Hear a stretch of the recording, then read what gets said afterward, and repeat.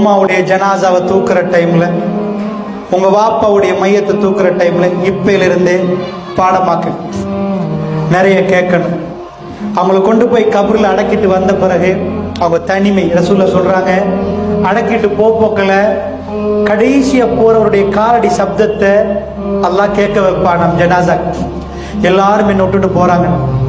ஒரு காட்டுல நீங்க தனியா இருந்தா எப்படி, அது மாதிரி ஒரு குழியில உங்க உமாவை தனியா இருக்காது போய் உட்பேருங்க. வளமையா உங்க உம்மா உங்களுக்கு நிறைய துவா கேட்டிருப்பாங்க. ஜனாசா முன்னாடி வச்ச பிறகு நீங்க உம்மாக்கு துவா கேட்கிற நாள், ஆம்பளை பிள்ளை உங்க உம்மாவுக்கு தொழுவிக்கிற ஒரு நாள் வரும்.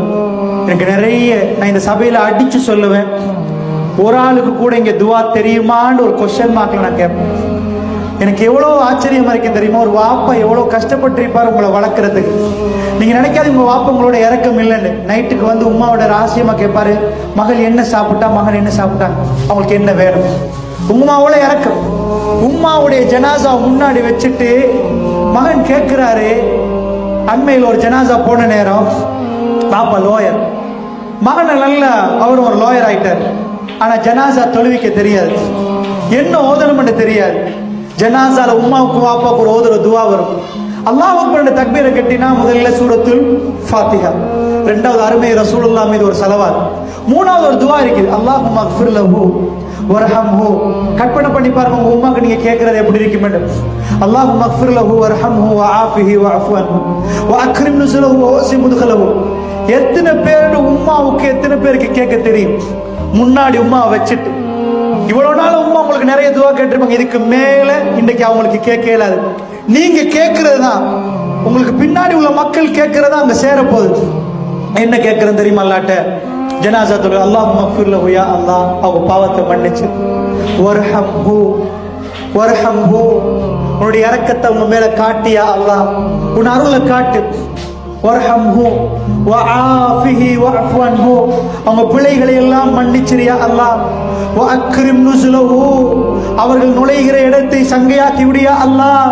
வவஸ்ஸி முத்கலஹு அவர்கள் நுழைகிற இடத்தை விசாலமாக்கி விடியா அல்லாஹ்.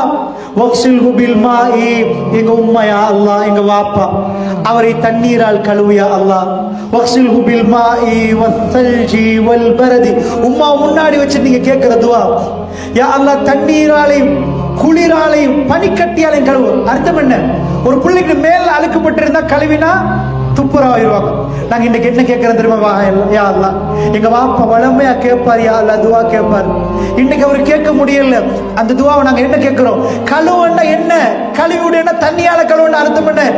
பாவத்தை கழுவியால ஒட்டி இருந்தா உன் இறக்கம் கபூர்ல வராதியா அல்லாஹ். அவர் பாவம் கரைஞ்சு போகணும். இந்த உலகத்துக்குரியவன் யா அல்லாஹ், கோடிக்கணக்கான மக்களுக்கு சொந்தக்காரன் யா அல்லாஹ்.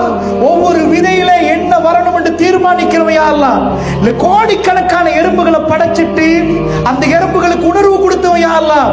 நான் வந்து கொஞ்சம் ஒரு பானியை கொட்டினா எறும்பு போய் மெசேஜ் கொடுத்துரும், பானி இங்க மேடையில ஒரு எறும்புக்கு பின்னாடி மறு எறும்புக்கு பின்னாடி மறு எறும்புக்கு பின்னாடி லைன் பண்ணி வந்து எறும்பு அந்த பானியை சாப்பிட்டு போகுதுண்டா இறைவா. அந்த உணவை வச்சு அந்த எறும்புகளுக்கு மெசேஜ் அனுப்பினவன் நீ இறைவா. பாப்பாவை உம்மாவை வச்சு லாஸ்ட சொல்ல போற இறைவன் அந்த ஏக இறைவன். இந்த உலகத்துல எல்லா மிருகங்களுக்கு சாப்பாடு கொடுத்த இறைவன். காலையில வெறும் வயிற்றோட பறக்கிற பறவைகள் மாலையில வயிறு நிரம்பி பரவுது. எல்லா இடத்திலையும் உணவு இல்லைன்னு எந்த பறவையும் திரும்பி வீட்டுக்கு போகாது. ஒவ்வொரு காலையிலும் வயிறுகள் ஒட்டி போகுது, ஒவ்வொரு மாலையிலும் வயிறுகள் நிரம்பி போகுது. எல்லாத்துக்கும் அண்டண்டைக்கு சாப்பாடு வைத்த இறைவன். அவன் முன்னாடி நின்று சொல்றோம், யா அல்லாஹ் வர்ஹம்ஹு அவங்களுக்கு இரக்கத்தை காட்டியா அல்லாஹ். வஆஃபிஹி வஅஃபு அன்ஹு அவங்க பிழைகளை மன்னித்து விடு யா அல்லாஹ். வஅக்ரிம் நுஸுலஹு